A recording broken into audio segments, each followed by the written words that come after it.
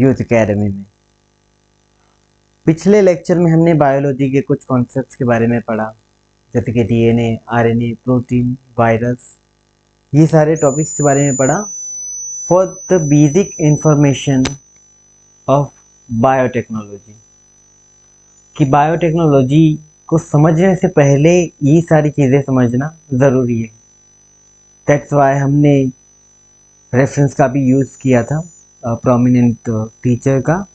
ठीक है, so from the next onwards हमारा टॉपिक रहेगा बायोटेक्नोलॉजी में, जिसमें हम बेसिक शुरू करेंगे यहाँ से, इंट्रोडक्शन ऑफ बायोटेक्नोलॉजी। उसके बाद जेनेटिक इंजीनियरिंग, क्या होती है जेनेटिक इंजीनियरिंग। उसके बाद क्रोमोसोम, उसके बाद ब्लड ग्रुप्स, उसके बाद रिकॉम्बिनेंट डीएनए, उसके बाद DNA fingerprinting, DNA profiling, genome, gene editing with CRISPR Cas9। आप सबको तो पता ही होगा क्रिस्पर Cas9, जो न्यूज़पेपर में भी खास करके रहता है, जो यूपीएससी के लिए भी वेरी रिलेवेंट टॉपिक। उसके बाद gene therapy, stem cell research, mitochondrial DNA, gene cloning, genetically modified crops, biotechnological institution in India and biotechnology regulation in India।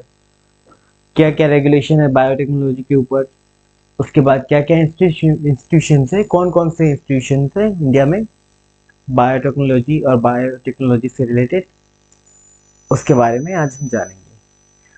So start करते हैं, हम शुरू करते हैं उसके बारे में। तो शुरू से हम करते हैं इंट्रोडक्शन ऑफ बायोलॉजी और बायोटेक्नोलॉजी। बायोटेक्नोलॉजी का परिचय, आप सबको पता होगा कि बायोटेक्नोलॉजी मतलब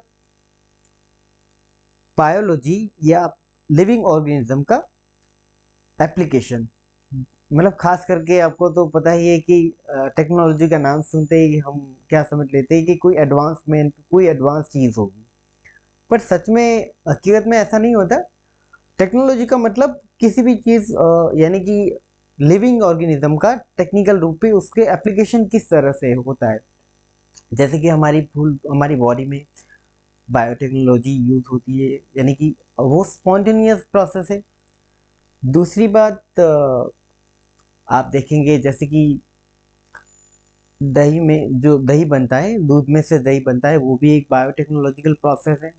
उसमें भी एक बैक्टीरिया जैसे कि बैसिलस बैसिलस बैक्टीरिया की यूज से एक बैक्टीरिया की यूज से दूध में से दही बनता है, ये भी एक बायोटेक्नोलॉजिकल प्रोसेस है। इसी तरह से आज हम जानेंगे। तो सबसे पहले हम इसकी डेफिनेशन देखेंगे। डेफिनेशन कहती है, biotechnology is the use of living organism, cells और biotechnological system to develop products and technologies for various application. इसका मतलब होता है कि लिविंग ऑर्गेनिज्म, जो भी लिविंग ऑर्गेनिजम्स है या सेल्स है, जो बायोटेक्नोलॉजिकल सिस्टम से हम प्रोडक्ट डेवलप करते हैं, टेक्नोलॉजी एनहेंस करते हैं, और उसकी एप्लीकेशन यानी कि क्या क्या उसकी यूज हो सकते हैं, ठीक है, वो सारी चीजें हम बायोटेक्नोलॉजी में स्टडी करते हैं। बेसिकली हमें यह तो यूपीएससी ओरिएंटेड पढ़ना है, तो हमें उसकी बेसिक या ओवरव्यू इंफॉर्मेशन लेनी है। मोर ओवर जो अदर एग्जामिनेशन होती है वहाँ पर भी ये माइन्यूट लेवल पे ही होता है। ठीक है, हमें यहाँ पर कोई रॉकेट साइंस तो पढ़नी नहीं है कि डीप लेवल पे हमें इसकी स्टडी करनी है। एटलीस्ट हमें इसके बारे में इंफॉर्मेशन हो कि जो भी न्यूज़पेपर में आता है, करंट अफेयर्स में आता है, या हमारे एग्जामिनेशन पर्पज से आता है, तो एटलीस्ट हम उस चीज़ के बारे में अवगत हो, अवेयर हो कि एग्जैक्टली ये चीज़ क्या है, वही पढ़नी होती है। ओके, नेक्स्ट है फील्ड्स। तो फील्ड्स में जेनेटिक इंजीनियरिंग कवर होती है, molecular biology, microbiology, biochemistry and bioinformatics. So हम जानेंगे सबसे पहले कि ये जेनेटिक इंजीनियरिंग क्या होती है। जेनेटिक इंजीनियरिंग यानी कि हमारे डीएनए में, ठीक है, हमारे डीएनए में जीन आता है। जब हम डीएनए को माइक्रोस्कोपिक लेवल पे देखते हैं तो वहां पर जीन होता है, ठीक है। जैसे कि हमने पिछले क्लास में पढ़ा था, adenine, guanine, cytosine, thymine, uracil, ठीक है। ये एक जीन पूल क्रिएट करते हैं, जीन पूल। तो इसी से ही जीन, जो हमारा जीन होता है, जो दो डीएनए के बीच में आता है। जैसे कि मैं आपको एक डायग्राम बना के बता रहा हूँ।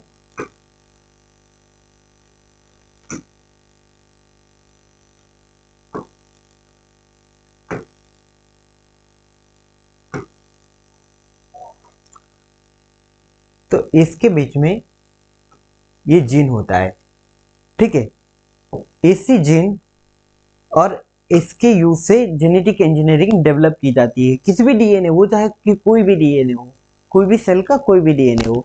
इसीलिए बाजू में यहाँ पर आप देख सकते हैं डीएनए की तस्वीर यूज हुई है, डीएनए की फोटो यूज हुई है। नेक्स्ट थिंग इज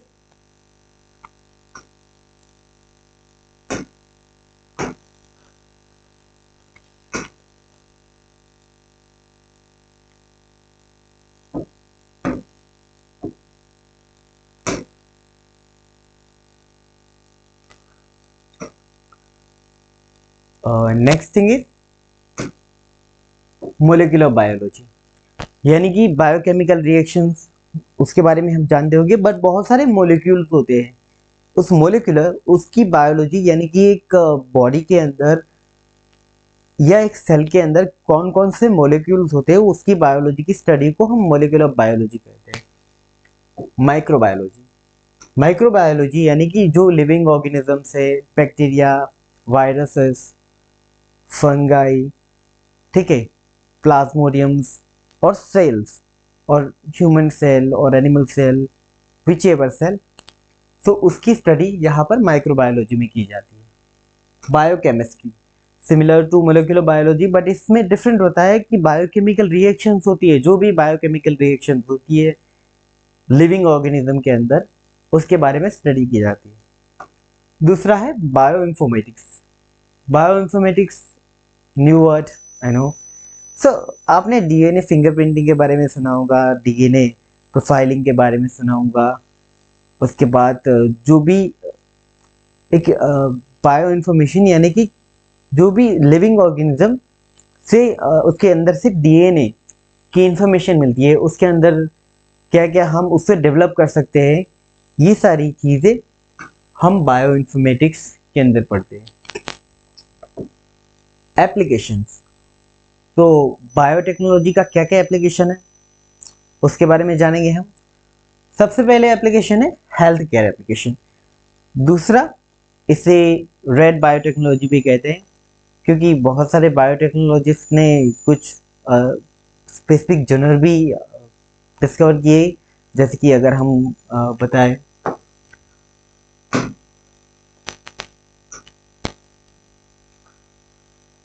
कि रेड वो हेल्थ से रिलेटेड है, रेड हेल्थ से रिलेटेड है, रेड बायोटेक्नोलॉजी। उसके बाद yellow biotechnology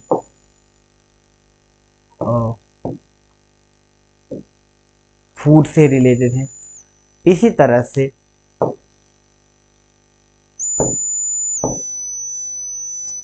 blue biotechnology marine से रिलेटेड है, जो भी ओशनिक थिंग्स हो उससे रिलेटेड है। तो ये कुछ बेसिक इंफॉर्मेशन है।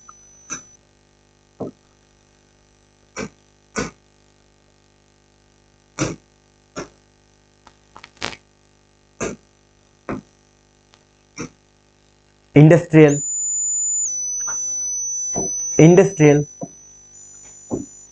एग्रीकल्चरल, एनवायरमेंटल, ये इसके एप्लीकेशन है। तो हम हेल्थ केयर के बारे में जानेंगे। तो यहाँ पर डेवलपमेंट ऑफ वैक्सीन, वैक्सीन की डेवलपमेंट कैसी होती है वो बायोटेक्नोलॉजी के जरिए हम पढ़ते हैं। उसके बाद जीन थेरेपी, यानी कि मेडिसिनल यूज़ क्या होता है, जीन का मेडिसिनल यूज़ क्या होता है, वो सारी चीज़ें। डायग्नोस्टिक टूल, एक पर्टिकुलर डिसीज़ को कैसे हम आइडेंटिफाई कर सकते हैं बायोटेक्नोलॉजी के ज़रिए। Pharmaceutical use, similar medicinal use, agriculture. So biotechnological purpose से हम एग्रीकल्चर को एनहेंस करने में भी यूज कर सकते हैं, जैसे कि यहाँ पर क्लियरली लिखा है genetically modified crops. Genetically modified crop यानी कि पर्टिकुलर क्रॉप में उसके डीएनए के अंदर कुछ मॉडिफिकेशन करके उसको, उस पर्टिकुलर प्लांट को अपनी वरीयता से एक अधिक मात्रा में जो उसकी उपज होती है वो बढ़ाने के लिए या कोई नई चीज डेवलप करने के लिए ये जेनेटिकली मॉडिफाइड क्रॉप्स का यूज होता है। ठीक है। दूसरा है पेस्ट रेजिस्टेंट प्लांट। तो जानते होंगे आप तो फार्म में बहुत सारी जो फार्म प्रोडक्ट होती है वहां पर कुछ ऐसे कीड़े ऐसा ना पड़े। ठीक है, इसीलिए बायोटेक्नोलॉजी के यूज से पेस्ट रेजिस्टेंट प्लांट्स भी डेवलप किए जाते हैं। उसके बाद एनहांस क्रॉप यील्ड यानी कि एक पर्टिकुलर क्रॉप है उसकी उपज बढ़ाने के लिए ये एनहांस क्रॉप यील्ड उसका यूज होता है, उसमें भी यूज होता है। तीसरा है इंडस्ट्रियल यूज। तो इंडस्ट्रियल यूज से आप क्या समझते हैं कि इंडस्ट्री यानी कि पर्टिकुलर इंडस्ट्री के अंदर आप बायोफ्यूल्स देख ली, बायोफ्यूल्स दूसरे कोई फ्यूल्स को यूज ना करे जिससे इन्वायरमेंट में पोल्यूशन ना हो, इसीलिए बायोफ्यूल यूज होते हैं। उसके बाद बायोडिग्रेडेबल प्लास्टिक्स यानी कि वो इजीली डिग्रेड हो सके। ठीक है, इजीली डिग्रेड हो सके और पोल्यूशन ना फैलाए। सिमिलरली नोट वो इन्वायरमेंट को इतना ज़्यादा हार्म ना करे। एंजाइम्स का प्रोडक्शन आर्टिफिशियली वो इंडस्ट्रीज में होता है। उसके बाद मैन्युफैक्चरिंग प्रोसेस, कोई भी चीज़ बनाने के लिए बायोटेक्नोलॉजी यूज होती है in this manufacturing process. Environmental use. So इसका एनवायरमेंटल यूज क्या है? तो यहाँ पर bio remediation using organism to clean pollution. Organism का यूज करके, कुछ बैक्टीरिया का यूज करके हवा को यानी कि एयर को रिमीडिएट करना, उसको सही से यूज करना। उसके बाद वेस्ट ट्रीटमेंट, जो भी कूड़ा कचरा होता है उसकी ट्रीटमेंट के लिए special some kind of bacteria use होते हैं। ठीक है, जिससे वो चीज़ें डिग्रेड हो सके। सस्टेनेबल एनर्जी सोल्यूशन के लिए भी बायोटेक्नोलॉजी यूजफुल है। नेक्स्ट टॉपिक की टेक्नोलॉजीज। सो की टेक्नोलॉजीज क्या है? यहाँ पर की टेक्नोलॉजीज से हम समझते हैं कि जेनेटिक इंजीनियरिंग का मतलब altering DNA to modify organism for desired traits. यानी कि किसी भी डीएनए के अंदर मॉडिफिकेशन करके एक पर्टिकुलर ट्रेट यानी कि उस डीएनए का गुण या उस डीएनए का एक स्पेसिफिक मेथड किस तरह से बदला जा सकता है उस डीएनए के अंदर मॉडिफिकेशन करके, ये हम जेनेटिक इंजीनियरिंग के अंदर पढ़ते हैं। क्रिस्पर कैज9, ये क्रिस्पर कैज9 ये एक प्रकार की मेथड है, एक मेथड है जिससे हम किसी भी डीएनए को मॉडिफाई कर सकते हैं। CRISPR stands for clustered regularly interspaced palindromic protein 9। ठीक है, ये जीन एडिटिंग टूल है for practices and modification in DNA. इसे हम जीन मॉडिफिकेशन कर सकते हैं। फर्मेंटेशन, इसके बारे में तो आपने सुना ही होगा। फर्मेंटेशन क्या होता है? जैसे कि हमें गुजराती हो तो हमारे यहाँ खमन ढोकला बनाने के लिए फर्मेंटेशन का यूज़ होता है, इडली बनाने के लिए फर्मेंटेशन का यूज़ होता है। सिमिलर जब दूध में से दही बनता है वहाँ पर भी फर्मेंटेशन प्रोसेस लगती है। श्रीखंड बनाने के लिए फर्मेंटेशन प्रोसेस लगती है। बहुत सारी ऐसी मेथड्स है, जैसे कि अल्कोहल बनाने के लिए भी फर्मेंटेशन मेथड्स ही होती है, तो वो भी एक बायोटेक्नोलॉजिकल प्रोसेस ही है।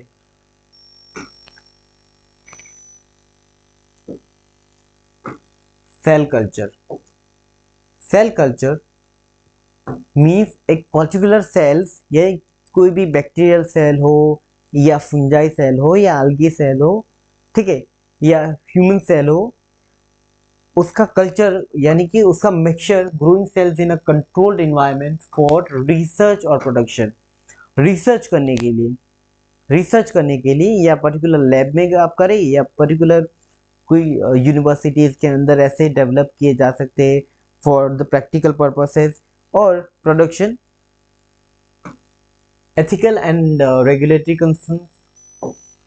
एथिकल यानी कि नैतिक, नैतिक क्या उसके कंसर्न्स हैं उसके बारे में, या उस पे रेगुलेशन किस तरह से रेगुलेशन लगाए, उस तरह के कंसर्न भी ये मेथड मैटर करते हैं।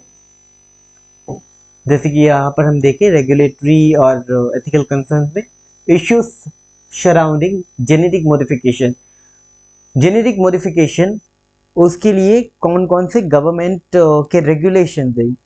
क्लोनिंग वो लीगल है एक पर्टिकुलर कंट्री में, जैसे कि हम इंडिया की बात करें तो यहाँ पर क्लोनिंग क्या लीगल है या नहीं।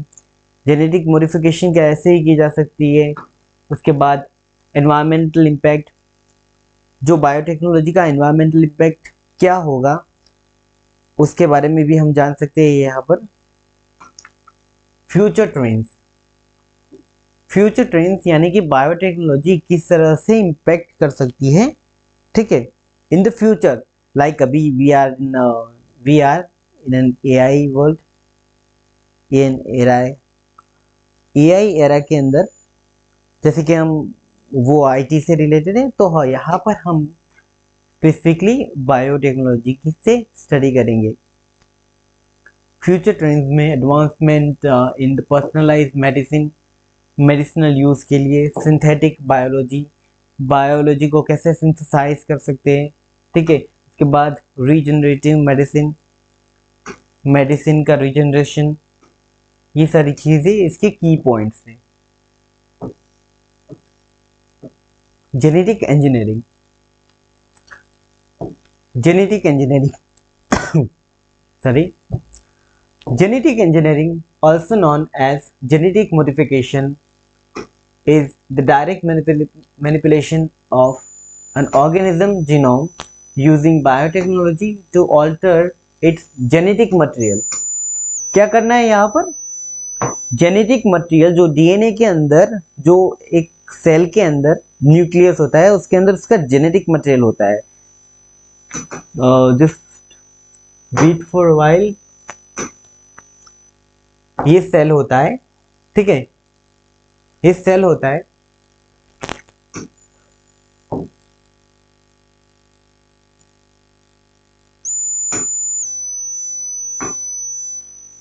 ये सेल होता है, इस सेल के अंदर इसका न्यूक्लियस है। इस न्यूक्लियस के अंदर एक क्रोमेटिन होता है, क्रोमेटिन। अब इस क्रोमेटिन को हम बाहर लाएंगे ना तो यही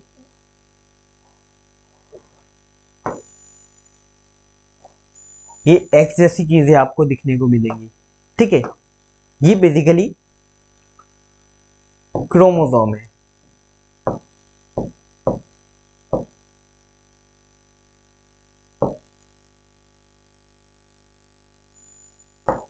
ये क्रोमोसोम्स है। इस क्रोमोसोम्स के अंदर, ठीक है, इस क्रोमोसोम्स के अंदर डीएनए, हमारा डीएनए, डीएनए, उस डीएनए का मॉडिफिकेशन एक पर्टिकुलर वे से किया जा सकता है। उसके अंदर डीएनए के अंदर, इस डीएनए के अंदर जो डबल हेलिक्स स्ट्रक्चर है, ठीक है, इस डबल हेलिक्स स्ट्रक्चर के बीच में जीन मिलता है।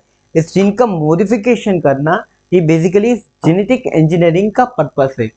इस वे से, ठीक है, alter its genetic material in a way that doesn't occur naturally through mating or natural recombination। Natural mating यानी कि जो male and female sexual process जिससे प्रोजेनी फॉरवर्ड होती है, ठीक है,